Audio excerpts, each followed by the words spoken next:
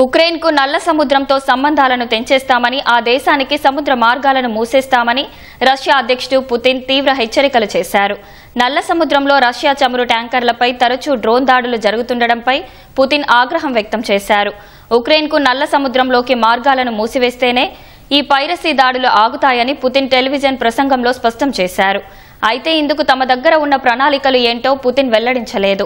కానీ ఉక్రెయిన్ నౌకలపై దాడులను మరింత పెంచుతామని రష్యా అధ్యక్షుడు హెచ్చరించారు. కీవ్కు సాయం చేసే దేశాల ట్యాంకర్లపైన చర్యలు తీసుకుంటామని అన్నారు. దక్షిణ, తూర్పు ఉక్రెయిన్లోని కొన్ని ప్రాంతాలను మాస్కో ఇప్పటికే స్వాధీనం చేసుకుంది. అయితే ఒడెసా సహా ప్రధాన పోర్టులన్నీ ఇంకా కీవ్ ఆధీనంలోనే ఉన్నాయి. ఇటీవలి కాలంలో రష్యా పోర్టులకు చమురు లోడ్ చేసుకునేందుకు వెళ్తున్న నౌకలపై జెలెన్స్కీ బలగాలు డ్రోన్లతో దాడులకు దిగుతున్నాయి.